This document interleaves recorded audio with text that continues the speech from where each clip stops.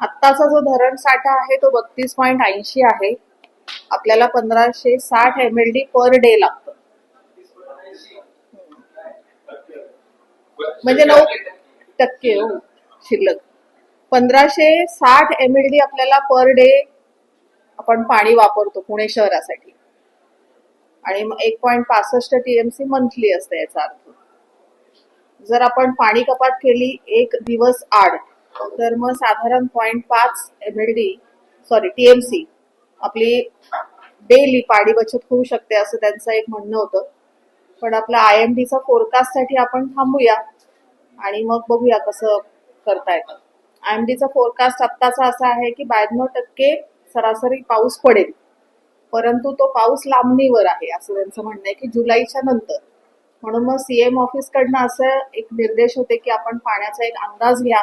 31 August पर्यंत आपल्याला पाणी पुरवठा आलं पाहिजे. पुरवता आलं पाहिजे. त्याप्रमाणे आपल्याला त्याचा नियोजन करता आलं पाहिजे.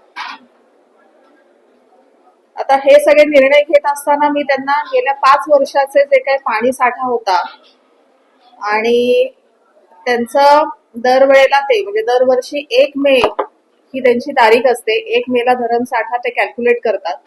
तर गेल्या 5 वर्षाचं त्यांची जी आकडेवारी घेतली त्याप्रमाणे 22ला 12.17 TMC होतं, 23ला 10.34 होतं, 2024 मध्ये 8.16 होतं. म्हणजे ज्या वर्षी आपल्याकडे अल्निनोचं आपल्याला तेव्हा सुद्धा आपल्याला सांगितलं होतं आणि रेनफॉल कमी होता तेव्हा.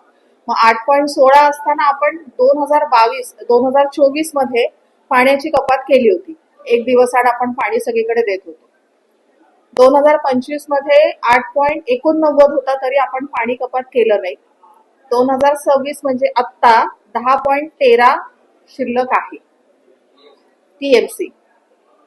म्हणून मग आम्ही असा निर्णय घेतला की अजून थोडे दिवस 31 मे पर्यंत आपण थांबूया आणि त्यानंतर पाणीचा कसं काय निर्णय घेता येतोय. म्हणजे पाणी कपात असं मी म्हणणारच नाही, पण पाणी किती पुरवायचं कसं पुरवायचं ह्याचा एक आपण निर्णय 31 मे नंतर पुन्हा घेऊ शकतो. हो, त्यांनी केलंय नियोजन आणि तेच नियोजन त्यांनी आज आपल्याला सांगितलं की त्यांनी तेच नियोजन सांगितलं की पाणी कपात म्हणजे त्यांच्याकडनं इरिगेशन कडनं होत असताना पुणे शहर आला म्हणजे पिण्याचं पाणी आणि आवर्तन जे पुढे त्यांना द्यावं लागतं ह्या दोन्हीकडे ते कपात करणार. असं नाहीये की तिथे देतायत आणि आपल्याला कमी देतात असं नाही. करत असताना दोन्हीकडे करणार ते.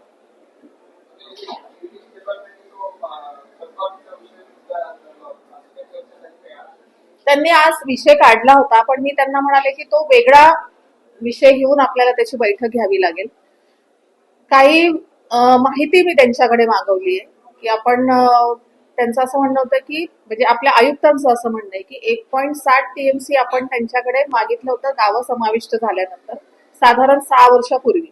ऑन पेपर आहे, फक्त त्याचं अग्रीमेंट न झाल्यामुळे त्यांनी आपल्याला त्याचं पेनल्टी लावली. पण मी त्यांना म्हटलं ते सगळं आमच्या पुढे ठेवा तुम्ही म्हणता म्हणून पेनल्टी नाही. तुमची आकडेवारी काय, तुमचं अग्रीमेंटचं काय क्लॉज आहेत हे सगळं आमच्या पुढे ठेवल्याशिवाय आम्ही ते करू शकत नाही. आज आपण तो विषय घेतला नाही थकबाकीचा. साधारण 8 दिवसांनी पुन्हा तो विषय घेता येईल. मग तेव्हा दोन्हीचे विषय एकत्र करून आपल्याला बोलता येऊ शकतो. हा झाला पाणी पुरवठ्याचा विषय.